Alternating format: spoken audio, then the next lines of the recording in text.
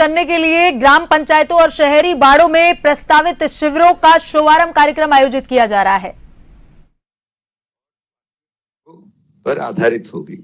ग्राम एवं शहरी वार्ड के लिए तैयार किए जाने वाले मास्टर प्लान डायनेमिक होगा, जिसमें अल्पावधि 2030, मध्यावधि 2035 एवं दीर्घ अवधि 2047 की आकांक्षाएं शामिल होंगे। मास्टर प्लान में स्मार्ट कृषि, जल एवं ऊर्जा सुरक्षा, शिक्षा, स्वास्थ्य, बुनियादी सेवाएं, सामाजिक सुरक्षा, रोजगार, उद्यमिता सहित सभी प्रमुख क्षेत्रों के साथ स्थानीय आधारभूत आंकलन को समाहित किया जाएगा। इस हेतु दिनांक 20/3/2026 को सभी ग्राम पंचायतों में ग्राम सभा तथा सभी शहरी वार्डों में वार्ड सभा भी आयोजित कर अभियान के रूपरेखा किए जाने वाले कार्य के बारे में जनमानस को अवगत कराया जाना है। कल दिनांक 20/3/2026 की ग्राम सभा व वार्ड सभा के पश्चात ग्राम पंचायत स्तरीय टीम व वार्ड लेवल टीम द्वारा विभिन्न सूचकांकों को से संबंधित चर्चा कर डेटाबेस तैयार किया जाएगा। विभिन्न हितधारकों व विभागों से चर्चा उपरांत द्वितीय चरण की ग्राम सभा व वार्ड सभाओं में इसका अनुमोदन किया जाना है। मैं सभी जिला कलेक्टरों को विशेष रूप से निर्देशित करना चाहूंगा कि इस अभियान को अपने जिले के दीर्घकालिक विकास के रोडमैप के रूप में देखें। इस अभियान में जन भागीदारी, विभागीय समन्वय एवं समय सीमा का पालन सुनिश्चित करें। यह अभियान राज्य में योजना निर्माण एवं शासन प्रणाली में एक महत्वपूर्ण परिवर्तन लाने की क्षमता रखता है और हम सभी का दायित्व है कि प्रत्येक ग्राम पंचायत होता है वो नीचे से होता है। योजना चाहे केंद्र सरकार की हो, राज्य सरकार की हो, उनको क्रियान्वित अगर होती है तो ग्राम पंचायत और निकाय के वार्ड से होती है। और कभी कभी आपका अनुभव है, आप देखते होंगे कि वो जो विकास होता है उसका कोई रोड मैप नहीं होता है। कई बार एक ही काम 2-2, 3-3 बार होता है। कुछ कामों को हम ध्यान नहीं देते या ऐसे होते हैं कि जिनका नंबर ही नहीं आता है। हमने सोचा है कि इसकी योजना ग्राम पंचायत के अंदर बने, वार्ड के अंदर बने। जब ग्राम पंचायत के अंदर सभी ग्रामों की योजना बनेगी और वो भी प्राथमिकता के आधार पर बनेगी। हमें यह सुनिश्चित करना होगा। और पहले देखते थे कि ग्राम सभा 6 महीने में एक ग्राम सभा होती थी। उस ग्राम सभा में जितने आ जाते थे उतना हम उसमें बना देते थे। जो इच्छा होती थी तो बना देते थे और बाकी का नाम डाल देते थे। हमने इसमें पूरा समय दिया है। ये ग्राम सभा आपकी 20 तारीख को कल होने वाली है। मुझे भरोसा है सभी जिला कलेक्टरों ने एसडीएम और विकास अधिकारी के माध्यम से वो तैयारी पूरी कर ली होगी और उस तैयारी के साथ हम उस गांव के विकास के लिए एक रोड मैप तैयार करेंगे। आप सभी को यह भी पता है, मैं विभाग के सभी अधिकारियों से भी कहूंगा कि उनके भी कुछ रूल्स हैं। रूल्स ये हैं कि हमें कितनी जनसंख्या पर कौन सा विभाग की आवश्यकता किस स्तर की होती है। चाहे वो चिकित्सा विभाग हो, वहां उपकेंद्र कैसे होगा, प्राथमिक स्वास्थ्य केंद्र कैसे होगा, सीएससी कैसे होगी, जिला अस्पताल कैसे करेंगे, ट्रॉमा कैसे होगा, ये सभी निर्धारित है कि कितनी जनसंख्या, कितनी दूरी कैसे होना चाहिए। अभी हम देखते हैं कि अनप्लान्ड हम काम करते हैं। जो जैसा जिसको लगता है वही उसमें काम कर लेता है। हम चाहते हैं कि हमारा ये रोड मैप पूरा ऐसा बने उस गांव की आवश्यकता को देखते हुए, और सिर्फ एक विकास का रोड मॉडल नहीं बने, विकास का रोड मैप नहीं बने, वह आधारभूत संरचनाओं के आधार पर वहां के उस व्यक्ति को और उसके जीवन को कैसे ऊंचा उठा सकते हैं। वहां की वनस्पति क्या है, वहां की खेती क्या है, वहां का खनिज क्या है, वहां उस गांव में कोई लघु उद्योग के माध्यम से कौन सा काम होता है वहां, क्योंकि कई हमारे गांव ऐसे हैं जिनमें सदियों से कुछ काम होते चले आए हैं, चाहे वो हैंडीक्राफ्ट का हो, चाहे वो मार्बल के खिलौने बनाने का हो, चाहे गांव में ये बंदेज बनाने का हो, ये बहुत सारे काम होते हैं, खिलौने बनाने का हो, लकड़ी का बनाने का हो, कुछ हमारे बच्चों के लिए कई तरह के खिलौने बनते हैं उनका बनाने का हो, या गांव में कई गांव ऐसे हैं जिनकी जूतियां बड़ी प्रसिद्ध हैं, वो भी गांव में बनती हैं। ये तो है ही, लेकिन उसमें हमें ये भी देखना है उस गांव में क्रॉप क्या है, ऐसी वनस्पति क्या है जो वहां उसका उपयोग करके लोगों को रोजगार के अवसर तलाश करके उनको वहीं रोजगार दिया जा सकता है। मित्रों, आप देख सकते हैं और आप अच्छी तरह से जानते हैं, गांव में से शहर की तरफ जाने के लिए लोगों में एक होड़ लग रही है, पलायन हो रहा है। उसका कारण भी हमें तलाशना है कि आखिरकार इसका कारण क्या है। गांव से लोग शहर की तरफ क्यों आ रहे हैं? शहर की आबादी लगातार बढ़ती जा रही है। शहर के जिस तरह से संसाधन उपलब्ध होते हैं वो 2 साल में, 3 साल में, कई जगह तो 1 साल में कम पड़ जाते हैं। योजना बनती है, उसकी आबादी का बढ़न इतना आ जाता है कि उसमें कम पड़ जाती है, फिर योजना दूसरी बनानी पड़ती है। तो हम चाहते हैं कि अगर वो सुविधाएं गांव में होंगी, रोजगार गांव में मिलेगा, तो हमारी आबादी का भी संतुलन ठीक प्रकार से रहेगा। तो हमारा चौमुखी विकास, कई जगह आपको ये भी देखना है वहां के रीति रिवाज कैसे हैं, कई जगह ये भी देखना है कि लोगों के मन की इच्छा क्या है। कई लोग देखते हैं वो गांव को छोड़ना नहीं चाहते, बेचारे गांव में रहते हैं, लेकिन कोई ना कोई उनका साधन संसाधन वो किस में उपयोग पशुपालन में करते हैं, तो वहां हमको डेयरी का उपयोग उनके लिए करना चाहिए। खेती का करते हैं तो खेती में और अच्छा क्या हो सकता है उसके लिए करना चाहिए। कई गांव हैं लेकिन उनमें सही तरह से उनके खाने पीने के लिए सब्जी की व्यवस्था नहीं होती है, तो हमें पॉली हाउस कहाँ लगाना है, ग्रीन हाउस कहाँ लगाना है, ये भी व्यवस्था हमें करनी है। पानी की कहाँ कमी है उसको भी हमें देखना है। हमें उस 5 साल में उसकी जनसंख्या कितनी बढ़ने वाली है उसके हिसाब से 15 साल में कितनी होगी, तो उसका विकास उसके आधार पर हो। आप देखते हैं कई बार शहरों के अंदर ये होता है कि हम 3 इंच की लाइन डालते हैं, लेकिन जब तक वो लाइन पूरी नहीं होती है 6 महीने बाद वो छोटी पड़ जाती है क्योंकि आबादी बढ़ जाती है। तो हमें हमारा सारे आधार बना करके जनसंख्या का आधार बनाएं, उस कॉलोनी में कैसे विकसित होगी, हमारे छोटे छोटे कस्बों में उसका आधार हम लें।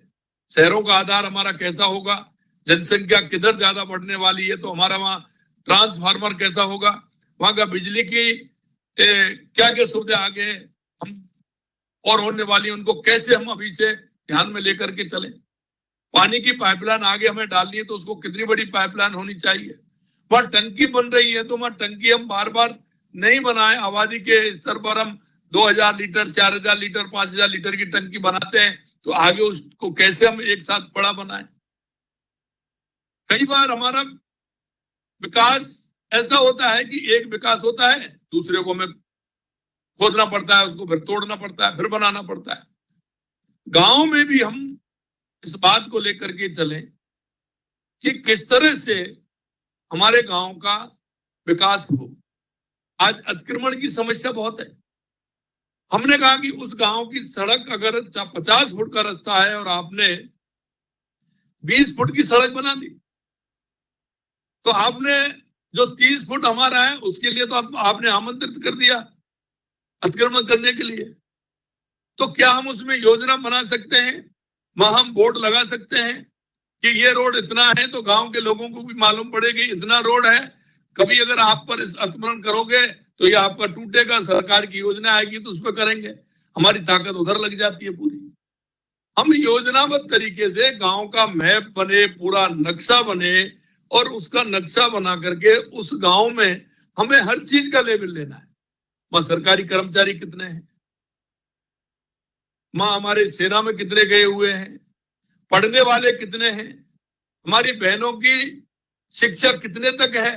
कहीं किसी कारण से हमारी बहनों की शिक्षा ड्रॉप तो नहीं हो रही है, कहीं कुछ विषय खुलते हैं, कहीं कोई विषय खुलते हैं, तो हम पड़ोस के दूसरे गांव में हम क्या दे सकते हैं जिससे कि वो उसमें आ जाएं, वो उसमें चले जाएं।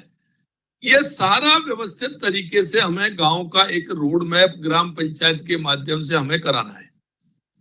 इसमें हमारी जो पैदावार होती है, उस जिले में क्या पैदावार होती है, कौन से क्षेत्र में, जिले में भी क्षेत्र अलग अलग होते हैं। कई क्षेत्रों में बागवानी की खेती होती है तो कई क्षेत्रों में दूसरी क्रॉप होती है। तो हम उसको कैसे जोड़ सकते हैं, हम उनको जोड़ते हुए उन व्यक्तियों को रोजगार वहीं कैसे उपलब्ध कराएं। जैसे कभी कभी मैं कहता हूं हमारे डूंगरपुर बांसवाड़ा में सीताफल होता है, क्या हमारी प्रोसेसिंग की यूनिट नहीं लग सकती वहां वन क्षेत्र से संबंध कई औषधीय पौधे वहां होते हैं, तो उसके लिए हम कोई वहां रसायनशाला खोल करके उसको कैसे हम उपयोग में ले सकते हैं। आयुर्वेद विभाग के माध्यम से वहां कोई हम यूनिट खोल सकते हैं। उसमें वहां मक्का की पैदावार होती है तो उसके लिए हम कैसे कोई ना कोई प्रोसेसिंग यूनिट वहां लगा सकते हैं। मक्का से बनने वाले कई प्रोडक्ट होते हैं, उनको हम वहां प्रोसेसिंग करके उसको कैसे आगे बढ़ा सकते हैं। उसमें देखिए आज सभी देश के प्रदेशों में होड़ लगी हुई है कि हम अच्छे से अच्छा कहां करें। हमारा योगदान हमारी उस वनस्पति को लेकर के उसकी प्रोसेसिंग यूनिट लगा करके हम मार्केट में कैसे हम जाएं, ये है। कई जिले ऐसे हैं जहां आप देख रहे हैं कि हमारा बालोतरा बाड़मेर में अनार पैदा होता है, तो अनार को हम कैसे उपयोग ले सकते हैं, अनार की मंडी कैसे बन सकती है, बड़ी मंडी बना करके वहां उनको कैसे भेज सकते हैं। अब मंडी नहीं होती, जितना अनार का नहीं है उतना तो दूर ले जाने में किसान का भाड़ा लग जाता है, ट्रांसपोर्ट में पैसा खर्च हो जाता है। तो हम क्या यूनिट हमारी बन सकती है जो वहीं से लेकर के हमारे जो सब्जी मंडी में हमारे वो व्यापारी जो होते हैं वो वहां से लेकर के जाएं, वो उसको ले जाएं, हमारे किसान का पैसा बचेगा। उसमें हमें कोई प्रोसेसिंग यूनिट भी लगानी है तो वो भी लगाएं। हमारा खजूर दुबई से अच्छा हमारे जैसलमेर के अंदर है, उसको कैसे करें। हमारे जालौर में और कई जगह हमारे बाड़मेर में वहां जीरा भी पैदा होता है, इसबगोल पैदा होता है, तो उसके लिए हम कैसे कर सकते हैं। हमारे बीकानेर के अंदर मूंगफली पैदा होती है, तो मूंगफली को हम कैसे उपयोग में, वहां कोई भी मूंगफली के लिए कोई भी एक छोटी एक यूनिट है, भाई कोई यूनिट नहीं है। तो मेरा जिला कलेक्टरों से कहना है कि ऐसे लोगों को जिनसे हम उसी जिले में हम ऐसी यूनिट लगवाना चाहते हैं, वहां के उद्योगपति व्यापारियों से भी आपको बात करनी चाहिए कि जो वहां उनको वो लगा सकते हैं। सरकार उनको लगाने के लिए क्या सुविधा देगी वो भी हम करेंगे। हम चाहते हैं कि हमारा किसान मजदूर जो भी हमारा आदमी है, हमारा व्यापारी वहां उस उद्योग में शामिल हो। हमारा गंगानगर हनुमानगढ़ में किन्नू होता है, उसके लिए हम काम करें। वहां धान होता है, ईख होती है, गेहूं होता है, तो हम कैसे वहां हमारे औद्योगिक क्षेत्र को कैसे हम बढ़ा सकते हैं। इसी तरह से आप देख रहे हैं सरसों का क्षेत्र है हमारा, अलवर भरतपुर, ये काफी इसमें सरसों होती है, तो वहां हम सरसों के तेल की इंडस्ट्री कैसे लगा सकते हैं, उन लोगों को कैसे पता है दूसरे प्रदेशों में हमारी सरसों जाती है, उसको हम कैसे रोक करके हम वहीं हम प्रोसेसिंग उसकी करें। तो इस तरह से उन व्यापारियों को बुला करके जिला कलेक्टरों से मेरा आग्रह है कि उनको बुलाएं और उनसे बात करें और उनकी समस्या क्या है उनका समाधान करने, आप बताएंगे तो उनका समाधान करने की हम कोशिश करेंगे। कैसे हमारे यही राज्य में रुक सकते हैं, कई उत्पादन है उनको हम आगे कैसे बढ़ा सकते हैं। हमारा सवाई माधोपुर में अमरूद है, तो उसके लिए हम क्या कर सकते हैं। हमारे सवाई माधोपुर के अंदर अभी हमने एक मंडी खोली है, और मंडी किसी ने कहा नहीं, कोई आया नहीं मेरे पास। मैं 3-4 साल पहले मेरा एक दौरा था, वहां जब मैं गया तो मैंने देखा कि वहां मिर्ची, टमाटर, बैंगन, मूली, गाजर बहुत बड़ी संख्या में वहां के किसान पैदा करता है। और जो किसान पैदा करता है वहां से वो माल को कहीं दूर मंडी में ले जाता है। हमने कहा कि हम उस क्षेत्र के लिए सवाई माधोपुर में, क्यों हमारा दिल्ली मुंबई कॉरिडोर का हमें उपयोग लेना चाहिए, हमने कहा सवाई माधोपुर में हम एक बड़ी मंडी खोलेंगे जिससे कि बूंदी भी उसमें आएगा, सवाई माधोपुर आएगा, करौली, गंगापुर जो वहां के नजदीक के, क्योंकि बूंदी और कोटा के अंदर भी अच्छी फसलें होती हैं और सब्जियां होती है, तो वहां एक केंद्र बन जाए उसका, उस केंद्र के माध्यम से उसको हम कैसे भेज सकते हैं, ये हमने योजना वहां बनाई। ऐसे कई हमारे जिले हैं जहाँ इस तरह की पैदावार होती है, कई हमारे खनिज निकलते हैं तो वहां उसके हिसाब से वहां पैदावार, वो खनिज के माध्यम से उद्योग लगते हैं तो उस उद्योग को हम कैसे डेवलप वहां करें। तो ये ग्राम का तो है ही, लेकिन पूरे जिले की हमारी अर्थव्यवस्था कैसे सुधरे। और आप ये जानते हैं कि हमारे जिले की अगर अर्थव्यवस्था सुधरेगी तो हमारे प्रदेश की अर्थव्यवस्था सुधरेगी, प्रदेश की अर्थव्यवस्था सुधरेगी तो हमारे देश की अर्थव्यवस्था सुधरेगी। हमें हमारे राजस्थान के लिए, राजस्थान में हमारा काम हुआ है, बड़े बड़े उद्योग आए हैं, हमें अभी हमने उनके लिए जो छोटे उद्योग उनके नीचे आने वाले हैं। जैसे अभी हमने एक होंडा कार का, ईवी का हमने कार्य प्रारंभ हो रहा है हमारा, तो उसमें वो तो कार बनाता ही है, लेकिन उसके अलावा कार में लगने वाले जो पार्ट्स हैं उनकी छोटी छोटी इकाइयां खुलेंगी। तो क्यों ना जो हमारे युवा उस इकाई को खोलना चाहते हैं उनको उसको प्रोत्साहन दिया जाए। और इसलिए हमने युवा नीति में ये निर्णय लिया है कि 50 लाख से 1 करोड़ रुपए तक अगर वो मिलके करेंगे तो हम ज्यादा भी कर सकते हैं। अगर 2-3 युवा मिलके यूनिट बनाते हैं तो उसको हम ज्यादा भी करेंगे, जिससे कि हमारा युवा रोजगार की तरफ उसका रुझान हो। और मैं हमेशा कहता हूं, आप अपने देखा कई प्रदेशों का मैं नाम बताना चाहता हूं, उन प्रदेशों के युवाओं को उस प्रदेश में ही अगर रोजगार मिल गया तो वो बाहर नहीं जाता है। हमें हमारा ये संपूर्ण काम हमारे इस नीति आयोग के माध्यम से और हमारी ग्राम योजना, पंचायत की योजना बनेगी तो इसमें सारी बातें निकल करके आएंगी। हमें छोटी छोटी वहां का स्तर, वहां की स्थिति क्या है, हमें सारी बातों का करना है। जनसंख्या का भी आधार होगा, हमारी एजुकेशन का भी वहां आधार होगा, वहां के लोगों के मन में क्या है। कई ऐसे युवा हैं वहां जो सेना में जाना चाहते हैं, उनका मन है, आपको मिल जाएंगे कई जिलों में, सुबह सड़क पर दौड़ते हुए मिल जाएंगे। तो उनके लिए हमें उस गांव में एक बड़ा खेल मैदान बना करके उनको प्रोत्साहन करना चाहिए। कई खेलों में हमारे युवा आते हैं, उन कौन सा खेल वहां है जिसमें युवाओं की रुचि है, तो हम ग्रामीण विकास मंत्रालय के माध्यम से वहां उस युवा की जो खेलने की रुचि है उसको करेंगे।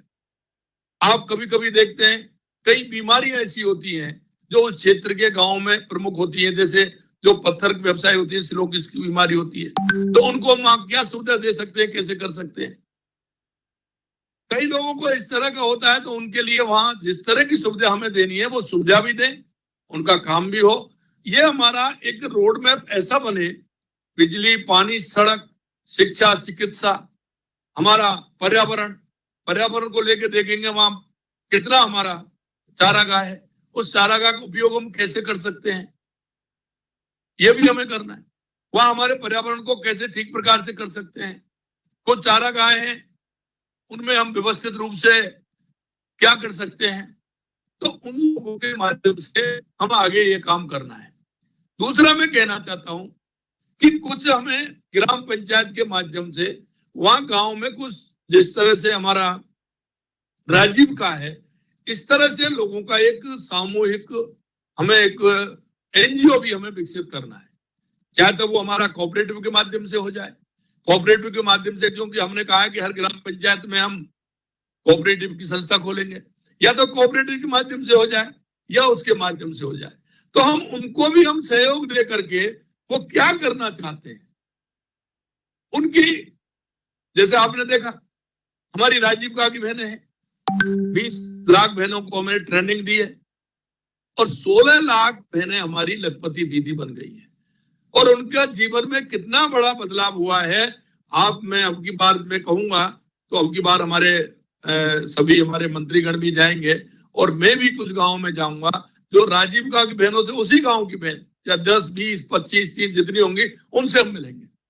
आप जब उनकी कहानी सुनोगे तो आपके मन में भी एक विश्वास आएगा कि ऐसा भी हो सकता है। मैंने अभी 8 मार्च महिला दिवस के अवसर पर राजीव गांधी की बहनों को बुलाया था। उन बहनों के मैंने अनुभव लिए तो मैं भी भावुक हो गया जब उनके अनुभव सुन रहा था। वो कह रहे मेरे को कोई जाने ही नहीं देता था। मेरी स्थिति यह थी कि मेरे को घर से बाहर ही नहीं निकलते थे। 10-10 रुपए 50-50 रुपए के लिए हमको आश्रित रहना पड़ता था। जो पहले हम जिनसे पैसा मांगते हैं अब उल्टा हमसे वो पैसा मांगते हैं। हमारी वैल्यू घर में इतनी हो गई है, पहले हमको घर से निकलने नहीं देता था, अब हमारे को छुड़वा करके आते हैं कि नहीं इनको पहले छुड़वा कर दूसरा काम बाद में होगा। उनका जीवन स्तर बदला है तो हमारे हर व्यक्ति का जीवन स्तर बदले। हम हर संभव हमारे गांव का जीवन, हमारे उस गरीब का जीवन, हमारे किसान का जीवन हम कैसे बदल सकते हैं। और ये एक आपको अभियान की तरह लेना होगा। मैं ये भी कहना चाहता हूं हमारे कलेक्टर साहिबान, एक दिन किसान और उसी में युवा महिला, इन तीनों का महीने के अंदर आप अपना गांव चिन्हित करेंगे और उस गांव में शाम को जाएंगे। शाम को जाते हुए उस गांव में एक महिलाओं के ग्रुप से बात करेंगे जिसमें राजीव गांधी की बहनें भी होंगी, हमारी आंगनबाड़ी की बहनें भी उसमें ले लेना और गांव की बहनों को लेकर के उनसे उनके विचार विमर्श सुनना, उनसे जो आपसे अपेक्षा है वो सुनना, उनको प्रोत्साहित करना। इसी तरह गांव के युवाओं को, क्योंकि गांव के युवाओं को जब आप जोड़ेंगे और हमने कहा है कि हम ग्राम पंचायत के उसमें सहयोगी भी बनाएंगे, पंचायत समिति के सहयोगी भी बनाएंगे। वो सूची भी आपको पास हम बताएंगे कि हर ग्राम पंचायत में 10-11 गांव के जितने वार्ड होंगे उतने युवाओं को उसमें हम सम्मिलित करेंगे जो वो ग्राम पंचायत के काम के लिए हमेशा सुझाव देंगे। मित्रों, मैं एक बात आपसे कहना चाहता हूं, अगर ये काम आप नहीं करेंगे तो युवा दूसरी दिशा में जाएगा, दूसरी दिशा में जाएगा तो वो दिशा भटकेगा। हमें हमारे युवाओं को एक दिशा देने का काम करना है। और मैं सभी कलेक्टर, एसडीएम, तहसीलदार, विकास अधिकारी, आपसे भी मैं कहना चाहता हूं, कृषि विभाग के भी हमारे पर्यवेक्षक, उनसे भी कहना चाहता हूं, आप जहां जाएं वहां 10, 20, 25 युवाओं को गांव में बिठाएं और उनको सरकार का विजन भी बताएं और उनको उनकी दिशा भी तय कराएं। युवा महिला हमारे सभी किसानों को, किसान हमारा एक परंपरागत खेती से जुड़ रहे हैं। परंपरागत खेती से जुड़ने के साथ साथ वो उस खेती को, लाभकारी खेती को बदलना नहीं चाहते हैं। कृषि पर्यवेक्षकों से बात करके उस गांव को परिवर्तित करिए, जो लाभ की खेती है वो करिए। वो आराम की खेती करते हैं। मैं किसान हूं इसलिए मैं कह रहा हूं इस बात। वो आराम की खेती कैसे करते हैं? क्योंकि आराम से सरसों बो दी, एक बार बोनी पड़ती है, कोई काम नहीं। सिर्फ सरसों की खेती में किसान को 10 दिन काम करना पड़ता है, 15 दिन काम करना पड़ता है, इससे ज्यादा कोई काम नहीं है। मैं जानता हूं, क्योंकि खेत अगर जुताई होगी तो ट्रैक्टर वाला करके आएगा, एक आदमी करके आएगा, डेली डेली नहीं करेगा। इतनी कोई जमीन नहीं है तो डेली जुताई करे, वो करके आएगा। शाम को 1-2 दिन काम करेगा, उसकी बुवाई होगी, 2 दिन काम करेगा, उसकी पिलाई होगी, और एक काटने का और समेटने का आप लगा लीजिए 10 दिन का काम है। हम चाहते हैं कि हमारा किसान उसमें फिर पानी और वो खाद जाता है। एक खाद के लिए आप कहोगे हमारी जमीन खराब हो रही है, हमारी जमीन खराब हो रही है, उसके लिए कहोगे कि आपको जब कृषि पर्यवेक्षक आता है, आपकी मृदा चेक करता है, मिट्टी को जब वो चेक करता है उसमें कितनी आवश्यकता है नाइट्रोजन, कितने खाद की आवश्यकता है, कितने डीएपी की आवश्यकता है, ये एक अभियान आपको चलाना होगा। नहीं तो हमारी जमीन खराब हो जाएगी। आप देख रहे हैं थोड़ी बारिश होती है, जमीन पानी खेत का निकल के चला जाता है। ये हमें विषय है, ऐसे बहुत संपूर्ण विषय आपको उसमें लेने हैं। युवाओं का विषय लेना है, महिलाओं को शिक्षा का लेना है, चिकित्सा का भी लेना है, वहां का रोड का लेना है, वहां की गलियों का लेना है, वहां कैसी स्थिति है वो लेना है, पर्यावरण का लेना है, और एक संपूर्णता से सारे विषय में आपको नहीं बता सकता, आप सभी जानते हैं, गांव में जाओगे जो मालूम पड़ेगा। ये संपूर्णता का विषय आपको हर ग्राम पंचायत का नक्शा भी बने, गांव के लोगों को जो आबादी में है उनके पट्टे नहीं है, वो पट्टे भी देने हैं, लेकिन वो ठीक प्रकार से देने हैं। पट्टे देने में ये नहीं हो एक काम अच्छा कर रहे हैं और दो काम ऐसे कर दें कि उसकी नाप ठीक प्रकार से नहीं हो, दोनों में लड़ाई होती रहे, दोनों को संतुष्ट करके, दोनों को लिखवा करके पूरी तरह से ग्राम पंचायत में जब वो आ जाएंगे, लेकिन ये आगे चलेगा काम, ये काम आगे चलेगा, आज का नहीं है, कल का नहीं है, ये काम आगे चलेगा। उससे क्या होगा, हमारे उस गांव के व्यक्ति की आय बढ़ेगी, या तो पट्टे देकर के वो कहीं से लोन लेगा जिससे कि अपना कोई काम उद्योग और कर सकता है, या वो आपको ला करके जो हम बता रहे हैं युवाओं को रोजगार देने का, तो उसमें उसके वो काम आएगा, उसको ऋण ज्यादा मिलेगा। एक जो मैं हमेशा कहता हूं, किसानों की जो कुरेबंदी होती है, किसानों की जो म्यूटेशन होते हैं, किसानों का बंटवारा होता है, ये भी हम ग्राम पंचायतों को उसमें अधिकार देंगे ये काम करके, तो उसको भी वो करेंगे। हम चाहते हैं कि पूर्णता के साथ हमारे शहर में और हमारे गांव में, शहर में भी यही है, यही पूरा करना है हमें, वहां का रोड मैप बनाना है। अगर कहीं अभी ग्राम बड़े बड़े गांव है तो उसमें सीवरेज लाइन का भी हम काम आगे प्रारंभ करेंगे। कुछ काम हमारे ऐसे हैं कि वहाँ खेल का मैदान कैसे होना चाहिए, वहां के लोगों का जीवन स्तर कैसा है, वहां उस गांव में और पास गांव में क्या पैदा होता है जो सबसे ज्यादा आता है, तो वहां हम उसमें क्या कर सकते हैं। मेरा कुल मिला के ये कि संपूर्णता को देखते हुए आज हम राजस्थान दिवस के अवसर पर हमारा ये काम आज प्रारंभ हो रहा है। आप सभी से मैं कहना चाहता हूं, इसमें आपको मन से लगना पड़ेगा, इसकी भी पूरी रेटिंग होगी, यहाँ होगी कि आप कितना उसमें कर रहे हैं, हर जिले की होगी। और जिले में भी ये नहीं होगा कोई ये कहे कि साहब मैं तो करके जा रहा हूं, उसमें 6 महीने की भी होगी, 8 महीने की भी होगी, हर 3 महीने की रिपोर्ट उसमें ली जाएगी। कोई भी अधिकारी ये नहीं कह सकता साहब मैं तो 3 महीने रहा, 3 महीने में तुम्हारी कितनी प्रोग्रेस है वो 1 साल के हिसाब से उसमें निकाली जाएगी। आपके कितने दौरे वहां हुए हैं, आपने कितने लोगों को मोटिवेशन वहां किया है, कितने लोगों को आपने इस राजस्थान के विकसित राजस्थान में आपका सहयोग रहा है, ये सारी बातें उसमें करेंगी। अभी हमारे सदन जी को पूरा बना रहे हैं, जहां प्रदेश के अंदर भी हम 5-6 अधिकारियों की एक टीम हमने बनाई है जो इसका हर 15 दिन में रिव्यू भी करेंगे। सीएस साहब उसका 1 महीने में रिव्यू करेंगे और रिव्यू करते हुए उस काम को हम कैसे बढ़ा सकते हैं। आपके मन में इसकी कल्पना 1-1.5 महीने 2 महीने बाद जब होगी, जब आपके मन में ये कल्पना आएगी कि राजस्थान के लिए ये क्यों आवश्यकता है और इससे कितना फर्क पड़ने वाला है। इसमें कुछ जिस तरह से आकांक्षी जिले, इसलिए हम आकांक्षी उपखंड भी हम इसमें लेने वाले हैं।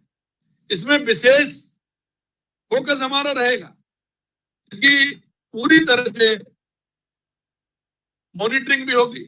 ऐसे कौन से उपखंड है जहां आवश्यकता है, उसमें हमने ये भी रखा है कि किन किन बिंदुओं को रखा है जिससे उसमें वो आ सकता है, वो बिंदु उसमें समाहित हैं तो उनको लेंगे, उनको स्पेशल कैटेगरी दे करके उनका विकास कैसे हो सकता है हम उनको करेंगे। मेरे भाइयों, मेरा आप सभी से इतना ही है कि इन सारे विषय मैंने आपको बताए हैं।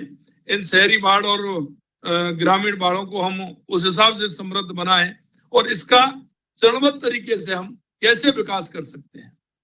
और इसमें आपको ये नहीं लेना है पहली आवश्यकता कौन सी है, दूसरी आवश्यकता कौन सी है, उसको नंबरिंग करना है और उसमें आगे लिखना है कि इसकी पहली आवश्यकता इसलिए, उसकी 3 लाइन 4 लाइन लिखनी हो रहे हैं आपको। ये नहीं कि आपने डाल दिया पहली आवश्यकता ये है, उसका कारण भी आपको बताना है कि उसकी आवश्यकता क्यों है। एक हर ग्राम पंचायत की एक पूरी बुक उसकी बनेगी, उसमें नक्शा भी होगा पूरा, कितना इसमें क्षेत्रफल है, कितना ये आएगा, पूरी तरह से उसमें होगा। इसलिए मैं आपसे कहना चाहता हूं कि इस काम में आप पूरी तरह से लगेंगे और माननीय प्रधानमंत्री जी का जो विजन है विकसित भारत 2047, उसको हम विकसित राजस्थान 2047